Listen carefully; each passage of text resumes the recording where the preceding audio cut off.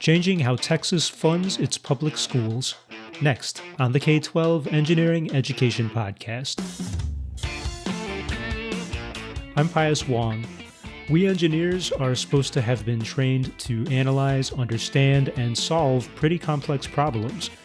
But one big system that I did not understand is school funding, specifically public school funding here in Texas. The news is rife with stories on Texas education these days and how its funding model just isn't working. I spoke with several people who could help me understand the problem and maybe how Texas will find solutions. This is Donna Howard. I am a state representative for House District 48 in Travis County. Donna Howard is a state representative in Central Texas who knows a lot more about the state budget and how it gets made than I do. Howard is serving her fourth term on the Texas Appropriations Committee in charge of the Texas budget, in a subcommittee handling higher education and public education. So she could help explain to me how school funding here has become so thorny. The school finance formula is a fairly complicated formula, and over the years it's had a variety of band-aids applied, making it even more unwieldy and difficult to understand.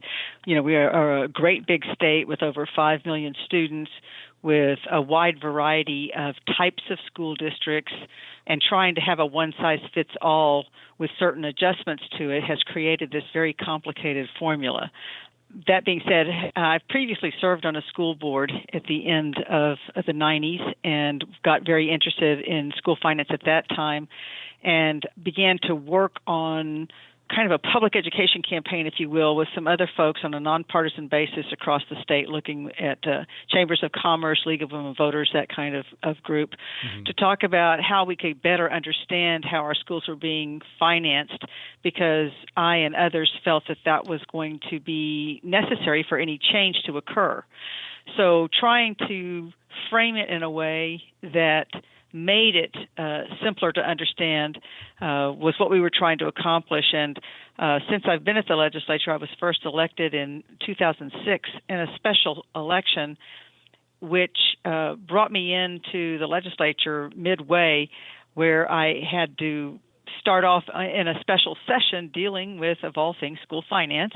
And so it's been a continuing journey, if you will, to try to figure out how to parse this down into some kind of an understandable system so that people can actually lobby and advocate with their elected officials to make decisions that will be in the best interest of our public schools. So what is happening? How does Texas fund our schools now? And what are the changes that we're considering? Well, we have had a shared system where the state puts in a portion of the funding and the local property taxpayers put in a portion of the funding. Probably decades ago, the state's share was the most significant part of that partnership, maybe upwards of 60 to 80%.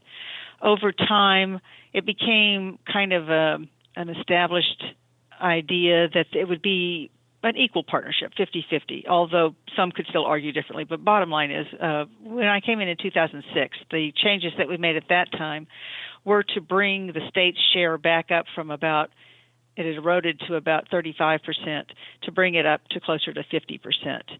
Now, when you think about that kind of a partnership with a multi-billion-dollar program, you're talking about a significant amount of dollars. So the real issue here is for the state to maintain a 50% share means that there has to be some kind of guaranteed revenue stream coming in from the state to help support that portion. The way the formula is set up, it's a disincentive for that, because as property values rise and as property taxes therefore rise, the state's share, by virtue of the formula, is allowed to decrease. So over a period of time, you erode the 50-50 share.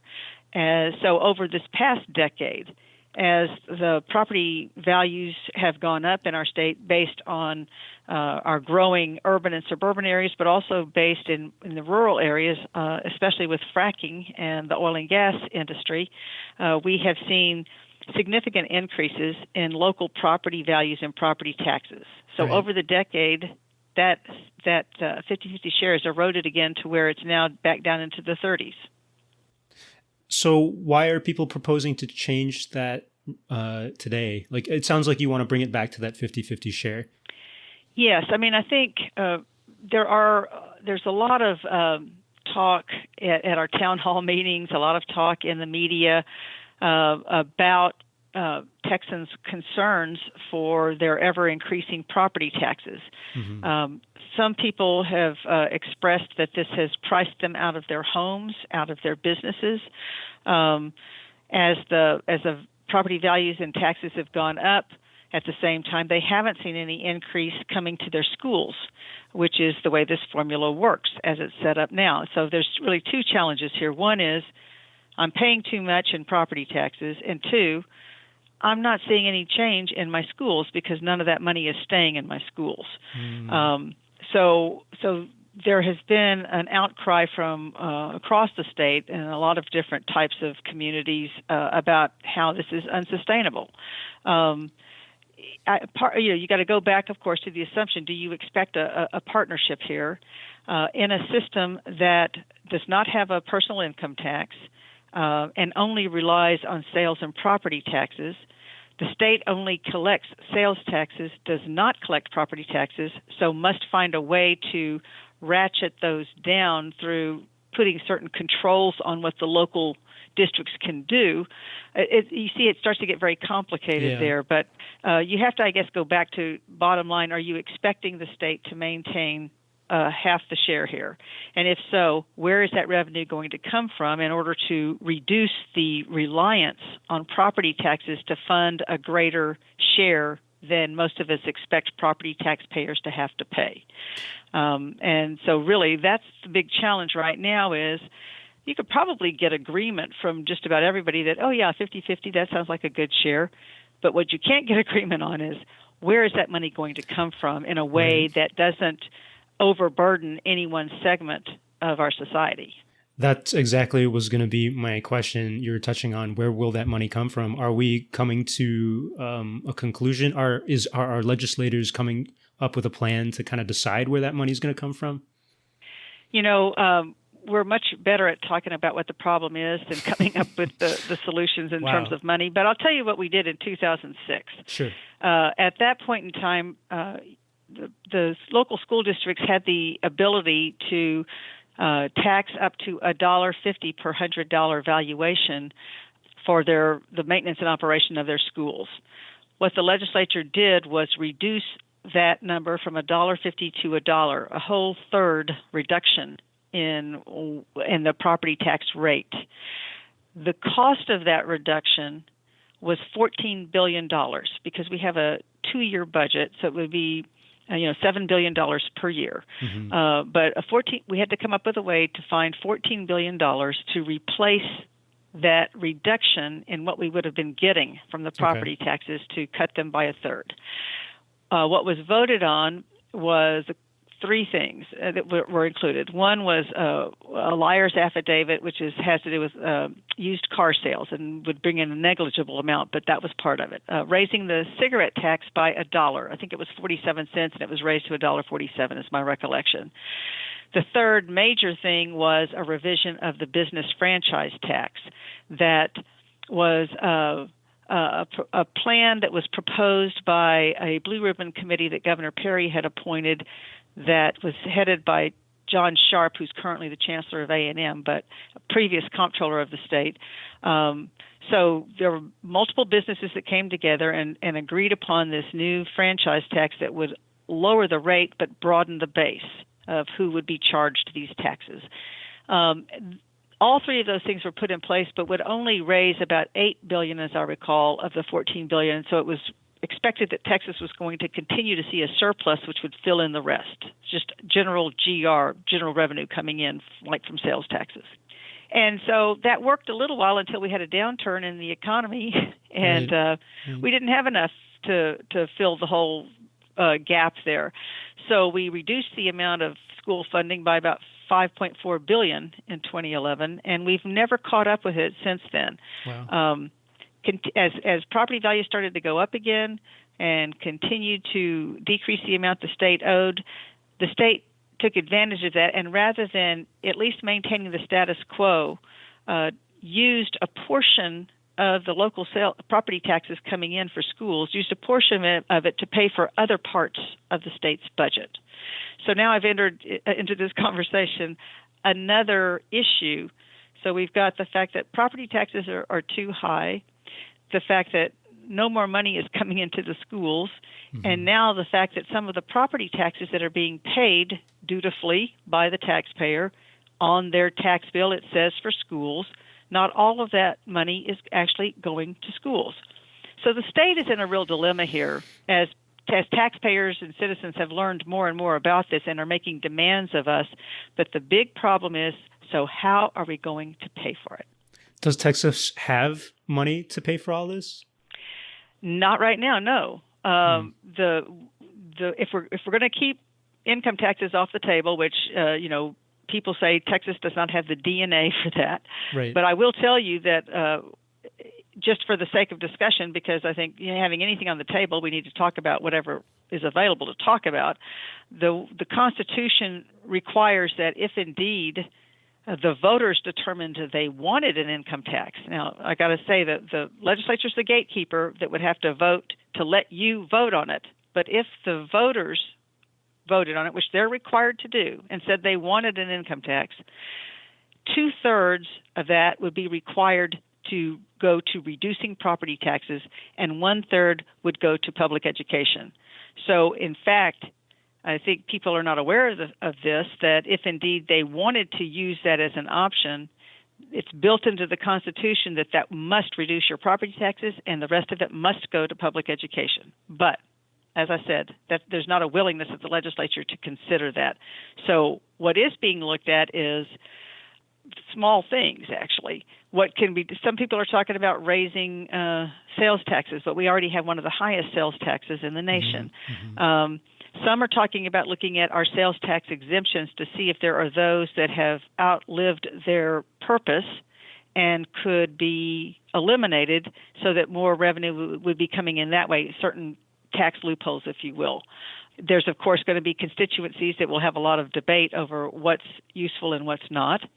Then the only other real thing that I think does have some merit that I'm very supportive of is something that our comptroller has proposed, and that's the creation of a new fund using some of the so-called rainy day dollars, which is the actual name of that fund is the Economic Stabilization Fund, so the ESF.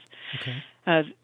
That's expected to have $15 billion in it in this next biennium, taking some of those dollars out, several $billion of those out, and investing them in a permanent fund, if you will, that would spin off dollars. So you're making dollars off of dollars without taxing anybody anything.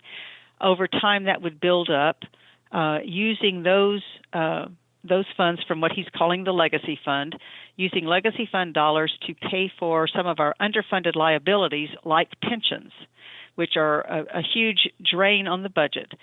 Having a dedicated source for pensions, which would free up general revenue dollars to be spent on other parts of the budget, including public education. So there's some real dollars there that we could also talk about. But there's not anything that's being proposed at this point in time that has the kind of large amount of revenue that we're talking about. So my expectation at this point in time is you're going to probably see some incremental efforts to work back to a system where the state can try to ratchet up its share over time.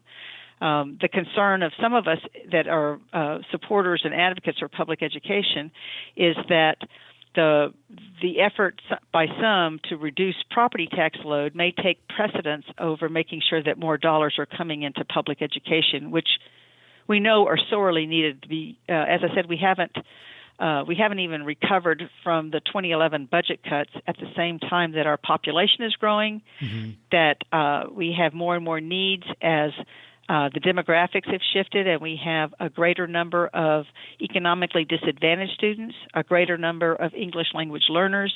We are expecting that we will have a curriculum that prepares our students for the jobs of the future, actually the jobs of today, but especially the jobs of the future that are going to require more investment in STEM education and coding and making sure that students are getting the basics they need to be prepared for these jobs.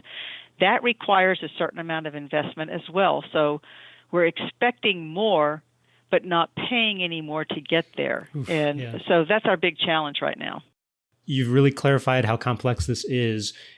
What should the general citizens out there, your constituents and people just in Texas or even outside of Texas, if we're concerned about public education and adequately serving our children and our kids, what can we do?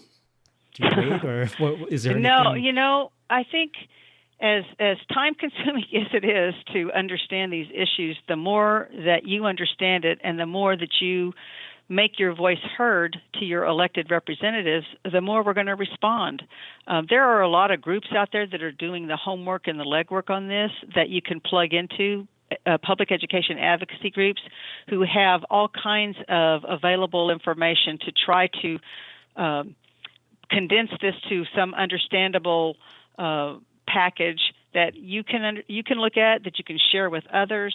I think joining in with any of those groups, letting them tell you when to send letters in or to come testify.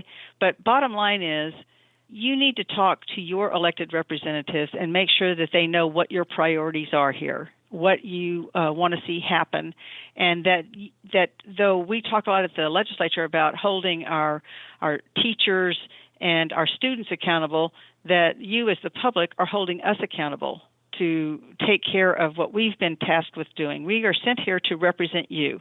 We are sent here to help find solutions. And I am pleased to say that I think there is more of a bipartisan effort this time to do that.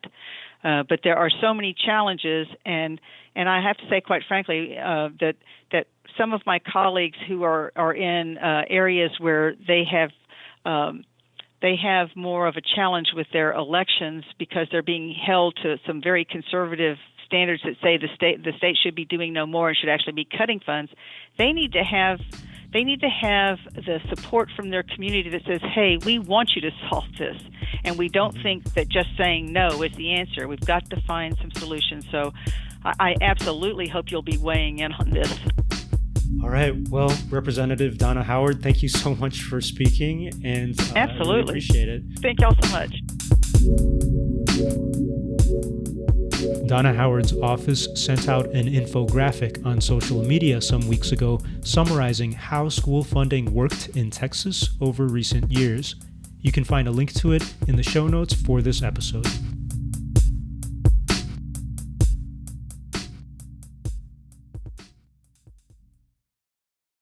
How does the public change public education? Like in an engineering problem, all the stakeholders in this school finance problem might need to get involved in the solution. I spoke to one Texan to find out how that could work here. My name is Kolby Monnig. I am a political consultant. I own my own consulting agency here in Austin, Texas called Blue Ocean Strategic Solutions, and a former Texas legislative staffer. As a legislative staffer, Kolby Monnig has seen a lot of how local politics gets done. She spoke to me about how to shepherd ideas from the public through the legislative process. I think most importantly to realize is that, these legislators are just human. They're human too. And it's important in order for us to have a representative democracy that our constituents, that meaning us, that we are involved in the process. We have to be informing our legislators how we feel about certain issues so that they know. They want to hear from you. It's how they know how to vote on legislations. And if their constituents don't give their input, then they're just guessing as to how their district feels about an issue. And honestly, a lot of legislation starts from a constituent visiting the legislator. I can tell you that as a staffer, I've had many meetings with different people from the communities that had different life experiences than the people in the office or the legislator themselves. And we get a lot of really good bill ideas that way because you have a unique perspective, and it's important to tell personal stories whenever you talk to your legislator. And education is really, really important right now. We have been underfunding education at less than 40%. It should be at 50%. And with the new property tax caps that are coming in from, Governor Abbott for the second session in a row, those pieces of legislation were actually initiated last session, and he made them a part of his State of the State last session and again this session. And I think that there's just this fighting amongst local control and the state blaming it on the cities and the cities blaming it on the state. And it can get really confusing because all of the funding formulas for education have not been updated in quite some time, and we just keep putting Band-Aids on it and just making it more and more complicated with copper pennies and bronze pennies. So, and I'm sure a lot of listeners won't even know what that means. And I don't know if that is by design, but I think that we can all have thoughtful conversations on this. And I'd like to remind the listeners that the only reason why education funding is a main topic this legislative session is because constituents were so loud about it. There's a saying in politics, and it's the squeakiest wheel gets the grease. Why are constituents loud now? I think that with social media, it's really helped bring light to different issues at the Capitol.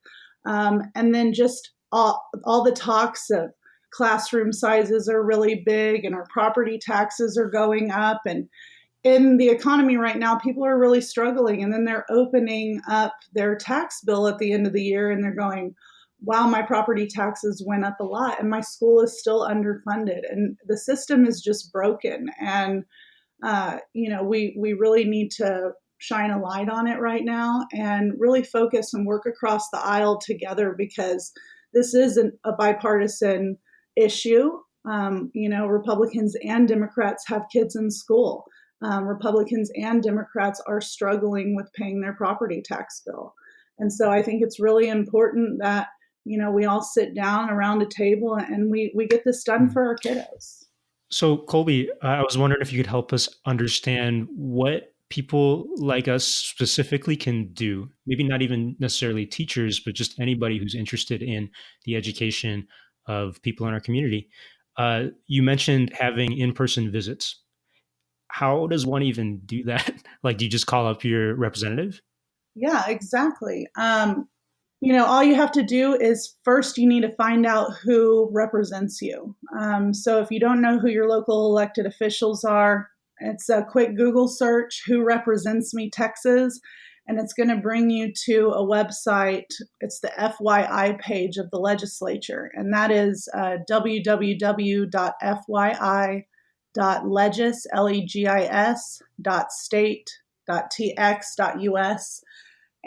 Or you can just Google it, and you just put in who represents me. You put in your address, and it's going to tell you all of the people that represent you at the Capitol, including State Board of Education. And it's important to know, I'm just going to throw this in there too. It's important to know who your county commissioner is, all the way down to local level, your city council representative, who your mayor is. All of that is really important. But once you have identified who your state legislature representatives are, meaning your state senator and your state representative, those are the two elected officials that work at the Capitol.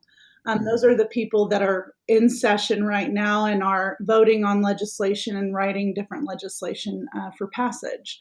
And so it's pretty simple. All you have to do is find out who they are and then go to their member page. Again, that's just a quick Google search as well. And they have their phone number on there and their email on there. I would suggest calling and just asking to schedule a meeting with the legislator or with a member of their staff that handles education. Especially on the Senate side, they have very large districts, and so they have very large staffs. And so you just call and say, "Hi, my name's Kolby Monnig. I am a constituent of Senator Watson, who is my state senator. And I'd like to set up a meeting with the senator or the member of the staff that handles education." And it's really that simple. And they'll get you on the calendar and you go in, and we can kind of go through what that looks like too. Yeah, I was wondering, what does that do? Because some people who I've spoken to, they say, oh, I want to do that, but I feel like it's just going to go into thin air, or they're not really taking my opinion into consideration. So what actually happens when you communicate with our representative? Yeah, I hear that a lot too, and it was really surprising to me whenever I started working in the Pink Building, that the legislators and their staffs are taught to listen to their constituents. And whenever you do go in, whether it be a phone call or an email or an in-person visit, they actually have something called a constituent management system.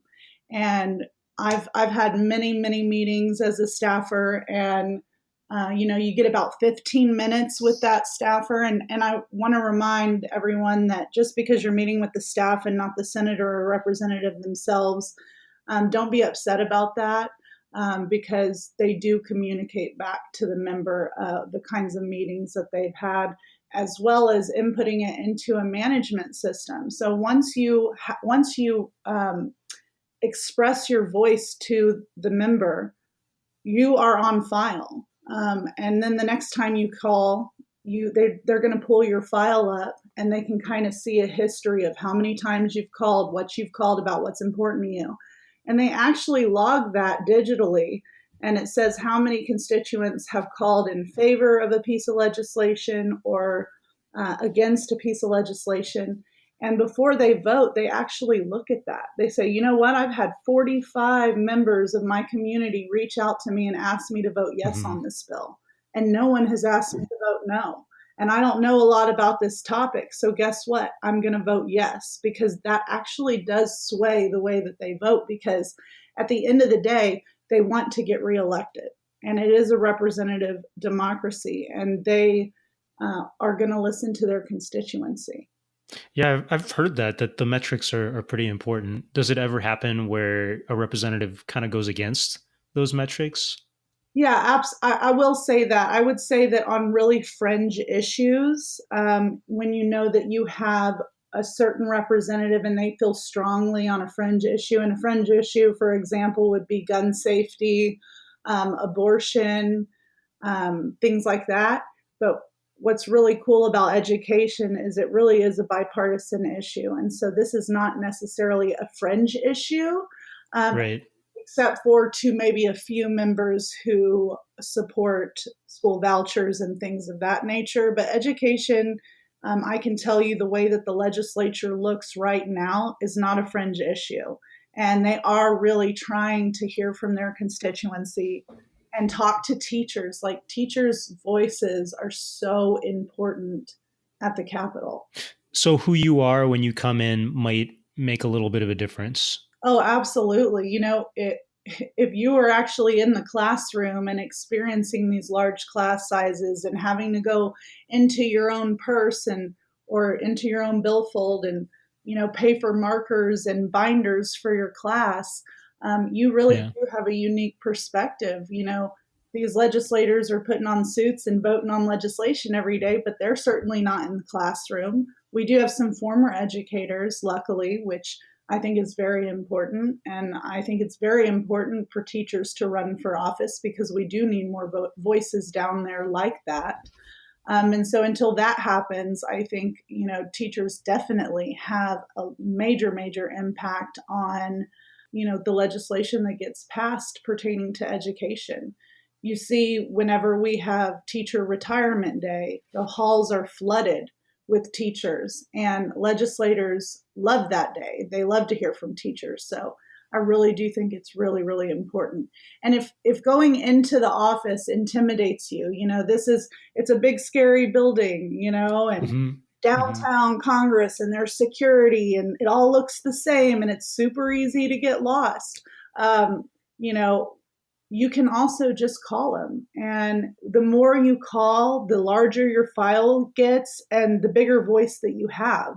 Because if you're calling frequently, the person who answers the phone is going to be your new best friend. Like, oh, hey, Colby, what's going on today? And you're almost going to feel like you know these people. I imagine that maybe you spoke to people who were very emotional too.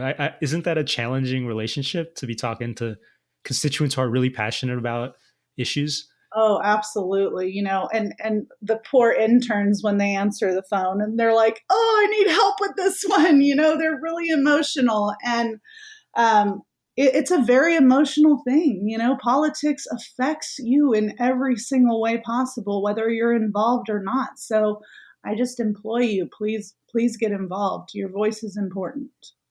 You talked already about some of the things that might prevent someone from communicating with their representative, even though there's benefits to it. Something like fear might prevent them. People might say, "I don't really know what to support in education. That's why I don't talk to my representative."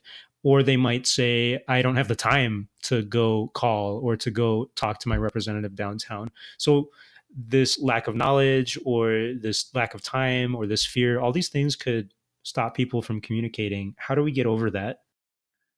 That's an excellent question. I would say that with social media nowadays, you can find different groups.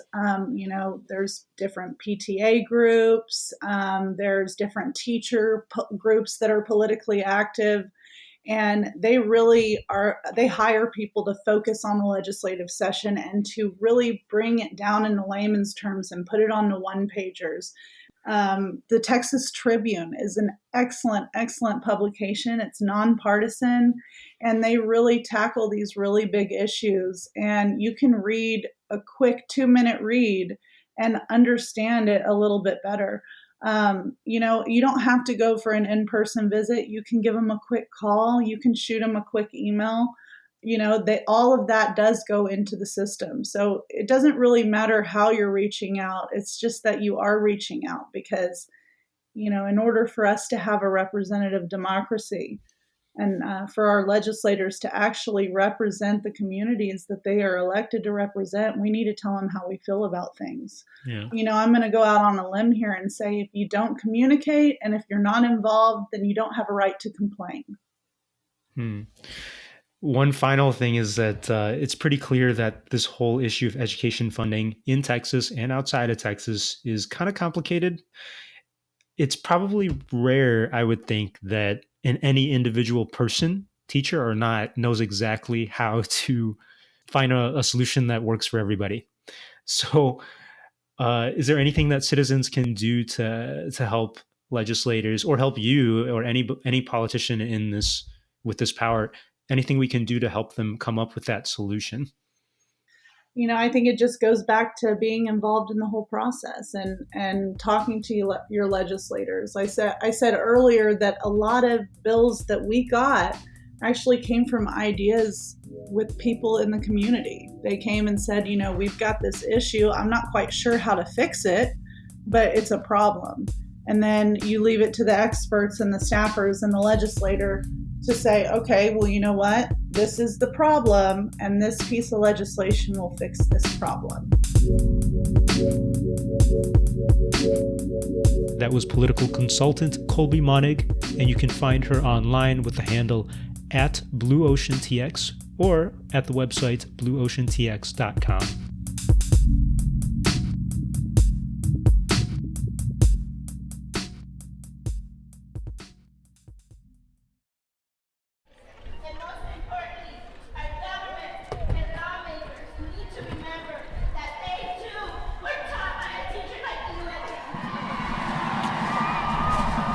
On Monday, March 11th, around noon, several education unions and their allies rallied outside the Texas Capitol building in Austin, calling for increased pay and a wide array of additional support in schools.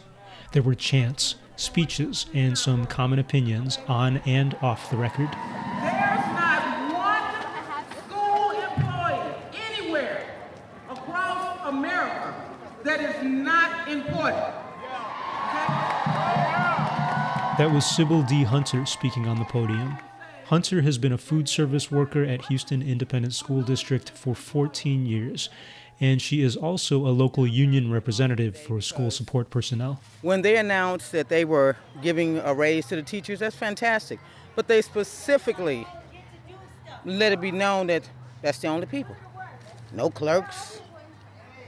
Okay, why not? We're all school district employees, and we all deserve a raise. Without one department, the others don't work. Everybody has an important job to do, and for them to say something like that, it made me feel like, number one, they were trying to divide the employees and the unions, have us fighting amongst ourselves about something like that. Hunter and others at the rally were talking about a proposal from the legislature that came just a few days prior to give Texas teachers $5,000 raises. Another attendee summed up their feelings. I mean, we do. We need more money. I had a motto. What was my motto? What about us? That's our new motto. What about us? Many retired educators were there to push for reform across the board. Patty Edgington was a math teacher for 35 years in Brazosport.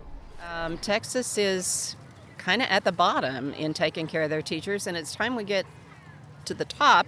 And I think we finally have some people in the legislature this year who are willing to go beyond party lines and get past the rhetoric and realize that teachers need to be taken care of, or we're seeing our future go down the drain. And if you're talking about STEM, then you know that particularly in the math and sciences, we're losing a lot of good teachers to places they can get better jobs. Even some teachers whose heart is in education, but if you can't support your family, then you got to go someplace where you can support your family. So it's time for the state to step up. Retired teacher Mary Gomez, also from Brazosport, wants teacher pensions reformed. And I'm here because I would like to see, as a retiree, our pension, I've been retired 5 years and it stayed the same. Cost of living hasn't, and so I would certainly like to see an increase in our salary, our pension salary. Barbara Monte and her colleagues explained their reactions to current proposals by the Texas legislature. We don't like merit pay, we can tell you that. We went through that with something called career ladder in our careers, and probably all three of us were on the career ladder and got the extra $3,000, $3,500, whatever it was. But it doesn't work because it doesn't promote a team effort. And we don't want to see us go back to that. We need an across the board, not just for teachers, but paraprofessionals, counselors, nurses, bus drivers, cafeteria workers. Everybody is underfunded, and we don't support merit pay at all. So. And you all are nodding your heads in agreement. It sounds like merit pay is not that's a thing I've been hearing. Yeah, we went through it. Yeah. We lived through it. Yes, we've gone through that. And it doesn't work. It's trying to quantify something that you can't quantify, and no matter what researchers do out there, it's great in theory, but it's pie in the sky when it's boots on the ground. And if you had any of those pie in the sky people come and spend 6 months. 6 months in a school day to day with a teacher, they would see exactly what happens. And another thing, the state testing isn't meant to give people raises. It's meant to be a diagnostic tool so that we can help the students identify their needs and make plans for how we can remediate or enrich, either way. And somehow it has turned into this merit pay basis, where it was never meant to be that. I caught Linda, a former principal, as she was leaving to take her bus back home. Educators work very hard. They're very dedicated. They spend so much of their own personal funds to support what they need to do in the classrooms immediately. But we want the state to support us. We want the state to support the funding, not put it on the burden of the school district to provide funding. A common refrain from many was that they were here to fight for students. A group from Lone Star Community College around Houston didn't want to be recorded, but they emphasized how they thought K-12 education in Texas is being shortchanged today, and they see it when their own students are less prepared for college. Another group came from the other side of the state to talk about student needs. My name is Adriana Martinez, and I'm a counselor at a high school in El Paso, Texas, and I work for the Socorro Independent School District. And also as a counselor, I just feel that we need support for our students as far as class sizes, and also mental health care is a big thing, is what I'm seeing in students coming by with high rate of anxiety. So we need support. We need support systems in place to help us out with that. And so Texas hasn't really supported these needs before, or not enough? Not enough. I can say they're headed in the right direction because recently we got Project Vida, who is an LSSP personnel in the district, in our school specifically. We're a pilot project program, and we're one of the schools of, I believe, a few in our district that have welcomed them to support us in the need for reaching our students in the mental, emotional status. So they're headed in the right direction, but we need a little bit more support. And that's why you're here? Yes, that's why I'm here. All right, thank you so much for sharing that.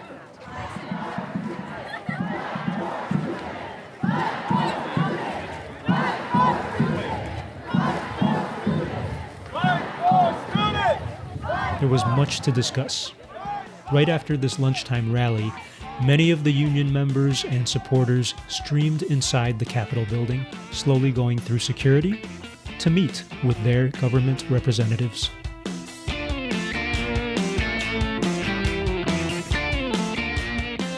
Thank you to all of the people who shared their thoughts for this podcast, including Representative Donna Howard, Kolby Monnig, and the marchers at the Texas Capitol. You can find links to many of the things mentioned today in the show notes for this episode. And as always, you can find more information on the podcast website, k12engineering.net. Go check it out. The K-12 Engineering Education Podcast is a production of my independent studio, Pios Labs, in Austin, Texas, where I support many different engineering and education projects like this one. Go to patreon.com/Pios Labs to support my show and donate today. Help me continue to learn about the big stuff that's happening in education and in engineering today, in Texas, in the USA, and beyond. Send me a message about it on Twitter, on Facebook, by email, or through your digital channel of choice. I'll try to read it as soon as I can. As always, thank you for listening, and tune in next time.